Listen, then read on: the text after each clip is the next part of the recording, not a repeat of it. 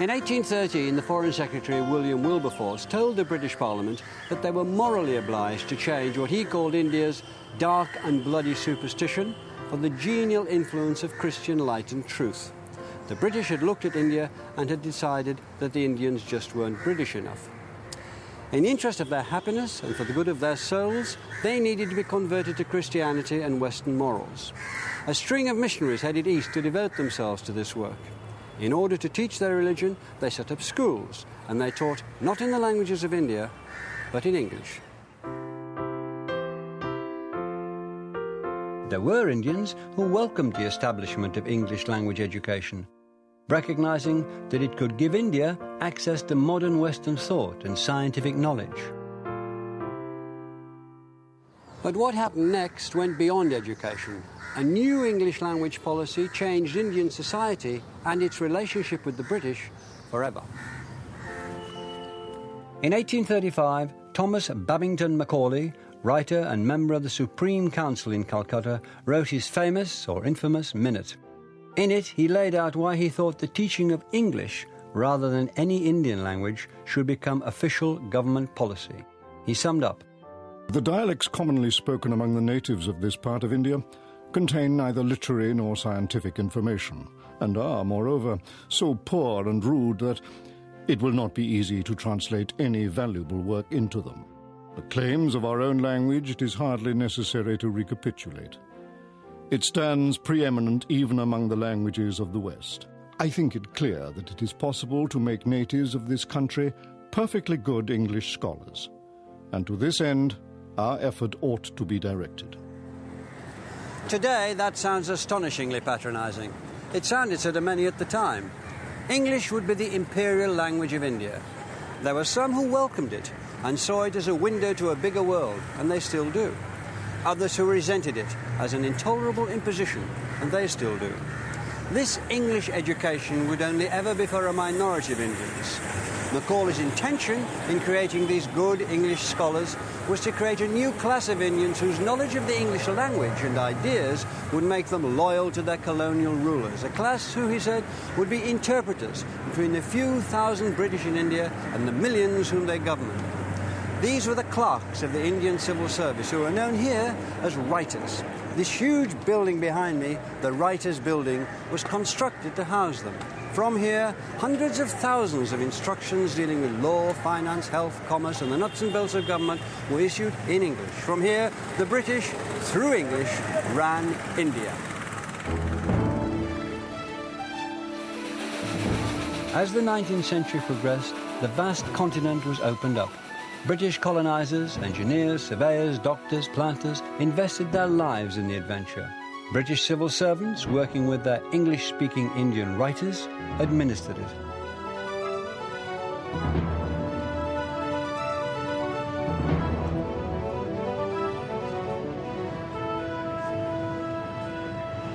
Without the English-speaking bureaucracy, there'd have been no Raj, a word meaning rule or kingdom, taken from the Hindi. English was institutionalized now in India. It was part of the fabric of government. It was the language of preference, the language of prestige, and English, as often, was changed by this encounter. I stand under the shoes of my client and only seek to place my bone of contention clearly in your... Over time, the English spoken by Indians became a particular ornate form. Babu English, it was called. Your Honour will be pleased enough to observe that my client is a widow, a poor chap with one post-mortem son. The language was often taught by Indian to Indian, with no British ear to check its proliferation of florid phrases. Their relationship is only homeopathic, so the misty arguments of my learned friend will not hold water. The English spoken by the British also changed.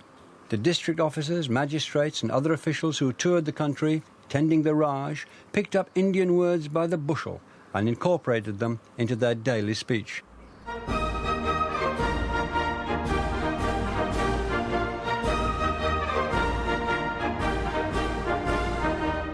The British Army particularly relished picking up Indian words. They prided themselves on being able to bolo the Batatora, meaning to speak the lingo a little. Or perhaps they were banged up to the eyeballs, stoned on bang, in which case they might need a word with the Amen Wallah, the chaplain, and find themselves facing Tory Peachy, which meant delayed repatriation, and was taken from the Hindi words for a little later. The slang was so prolific that it needed a dictionary. In 1886, this great glossary of Anglo-Indian colloquial words and phrases was published, almost 900 pages of it. Here's khaki, taken from the Hindi for dust-coloured, meaning a light drab cloth. The dictionary notes that it is said that it is about to be introduced into the army generally.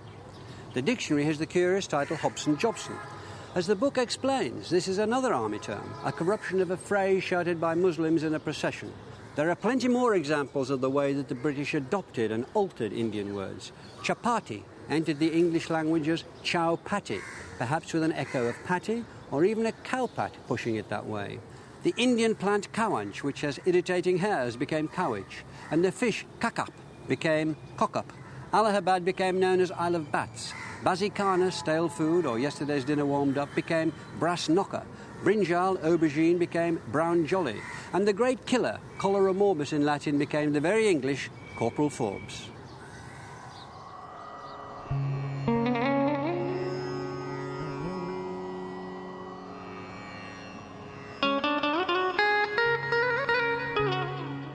Whenever they could, the British fled the threat of Corporal Forbes and the heat and dust of the plains in summer and took to the hills.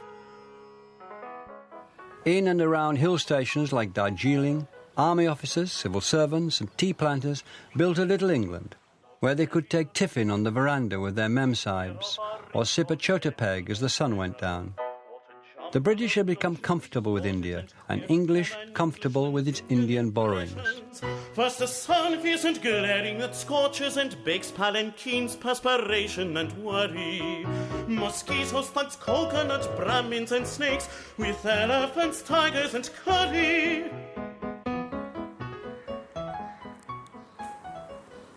But while the English enjoyed their dominion, the seeds of Indian nationalism were being sown in meetings in this room and rooms like it, where the pioneers of Indian independence used to gather. Nehru himself, the young Nehru, used to come to this room.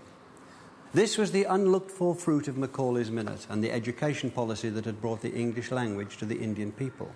As well as words, they'd taken on ideas, Western ideas of democracy, self-government and freedom. And English had not only given them the theory, it had given them the language to communicate it to the world. Rudyard Kipling noted that many Indians claimed that they could run their own country, and that some Englishmen believed them, but only because the Indians put their case in what he called beautiful English, which made it sound credible. Kipling dismissed Indian independence as no more than a pretty idea, but it was more. It was persistent. The English language had inadvertently sowed the seeds of the destruction of the Raj. The British didn't see it coming. When the Viceroy, Lord Curzon, choreographed a spectacular Durbar to celebrate the accession of Edward VII in 1903, India was still the jewel in the crown of the British Empire, and what or who could possibly dislodge it?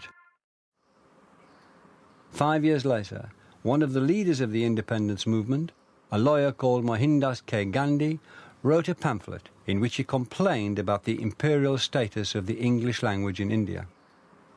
To give millions a knowledge of English is to enslave them. The foundation that Macaulay laid of education has enslaved us. I do not suggest that he had any such intention, but that has been the result. Is it not a sad commentary that we should have to speak of home rule in a foreign tongue?